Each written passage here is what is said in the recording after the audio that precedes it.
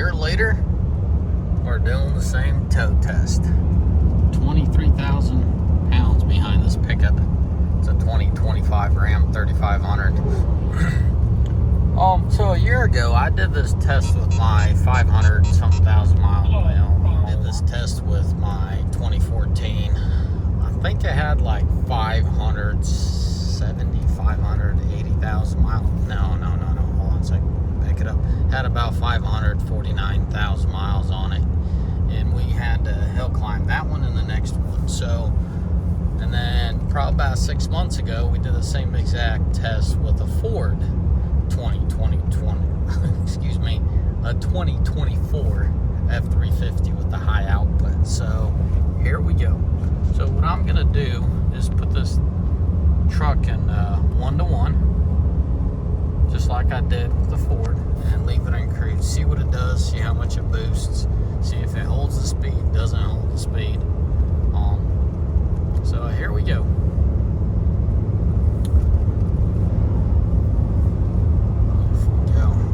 Freaking love the thermal fit. Oh, I could not pull it 1-to-1. Well, that sucks. So the Ford has more power than this thing does. And 1-to-1, the Ford pulled it. That's 7th gear in the 10 speeds. In this tranny, it's the 6th gear that's your 1-to-1. And this, you guys get to see it firsthand. It's not falling.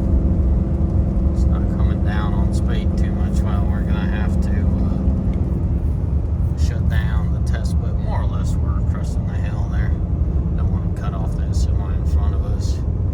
But here you have it, 210 on the coolant, and it's cooling off now. Oil's 203. So this isn't the hardest part of the test. There's a lengthier and a steeper hill right up ahead. So that'll do the trick on that one, and I'll put it through its paces. But you guys got to see it firsthand. I was looking forward to this test. Yeah, I like how the training's staying cool. Hopefully the video's picking up, or the camera's picking up the screen there, because sometimes with LEDs and different kinds of displays, it flashes in the monitor. But anyways, so your coolant is 205 now. Your oil's 205. So it's within reason. It's what, 77 degrees outside, ambient temperature. That's roughly what the Fortune had to deal with. But the Ford, I think they had it cooler. It was late fall that I tested it, or maybe even in the winter. Don't quote me on that, but I know it was chilly out. So there you have it, guys. I'll add the second part to this video on the next hill climb, which is roughly in about 4 or 5 miles from here. As always, see you later. Alright, fellas, we're about to get into the second hill climb here. Just showing you what we're starting out with. Get a little bit on that exhaust brake. Tap the brakes, there you go. Alrighty, let's keep her in 1-to-1 here.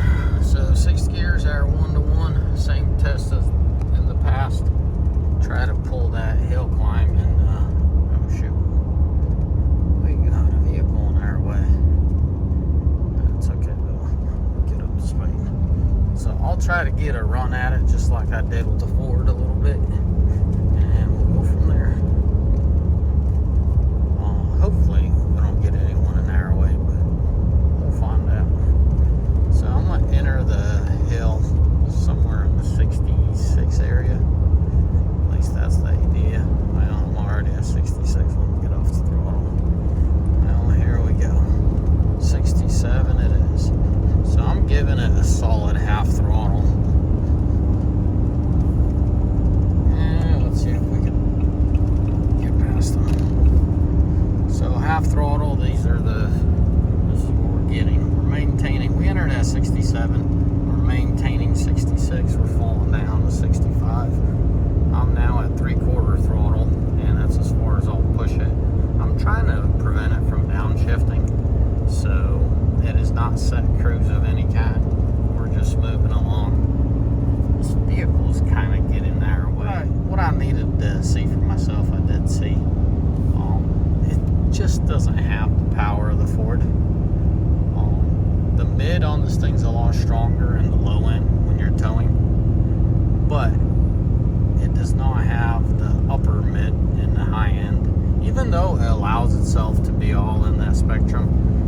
not even continuing this test fairly because now we're in 5th gear and our 1-to-1 is 6th gear.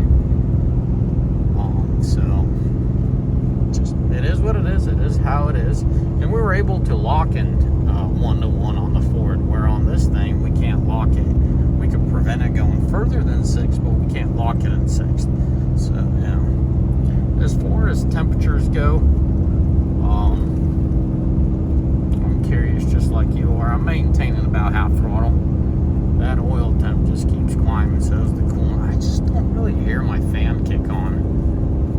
That's one thing I noticed. Well, kind of had it on low there, and now it's gone again. It's like I don't understand why they just don't flip it on when it gets, turn the fan up to a good amount of speed once it's north of 200. But I guess 212 is normal for them because the fan just died out again.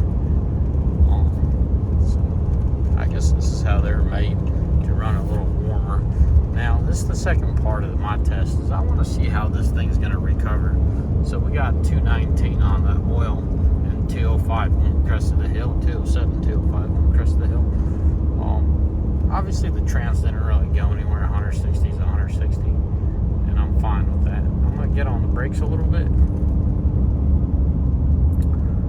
This exhaust brake, it kind of feels like a 2-stage deal. And you guys can see the boost kick in, right? So first you get the exhaust brake, it's doing its thing, and when it's feeling overpowered, it really starts choking out the engine. So you'll see the boost come up really hard. Typically Cummins don't integrate much boost, at least in the previous generations, but I guess they do that now. That sucks. 3rd gear's unlocked. Okay, so when are you gonna lock it? Oh, I don't like that. You see that? Okay, now I went into 4th and it's locked. Oh, isn't it?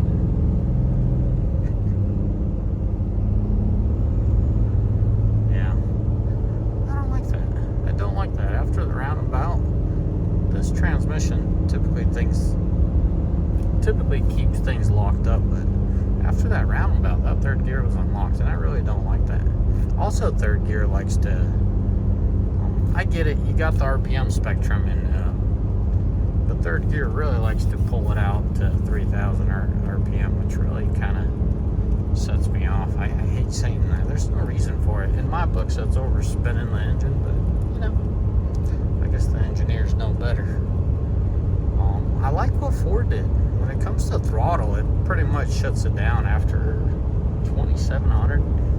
You can't hold it at 3,000 or 3,500, even full throttling. It kind of lines up the engine and the transmission to be right there in that mid 2,000s. I mean, that's pretty much where it lives, 2,000 and 2.5. Give or take. That's where it tows the heavy weight at, but I like that. I don't recall seeing 3,000 RPM just pull and accelerating. It kind of keeps it that 2.5, 2,700, which is cool. But hey, what do I know? Cummins must have something up their sleeve. They definitely made this head breathe a lot better with the side draft manifold, the intake manifold. So I definitely see them using the whole spectrum as far as the RPM range goes. So they're definitely. And I think that's why I'm saying the low and the mid stronger. This truck's very aggressive when it feels that it's being held back by weight. It just freaking rips. So around town, I enjoy the Cummins more for the curious ones. But on the interstate, the Ford just pulls harder. On those long hill climbs, the Ford just pulls harder. Maybe they need to fine-tune their transmission and their engine, which I really think here in about a year or two, they're going to keep the same platform, just turn up the dial once they figure out all the little gremlins. Coolant's within spec. Oil, I can't say it's high, but it got up to 219 on the hill climb. So yeah, that's what this channel is all about, sharing my experience with the diesel pickups. So here you have it. So now we're more or less plateauing, flattening out, just running here. Let me move the camera. We're running out here, little rolling hills and whatnot. So there you have it, guys. As always, may the good Lord bless you.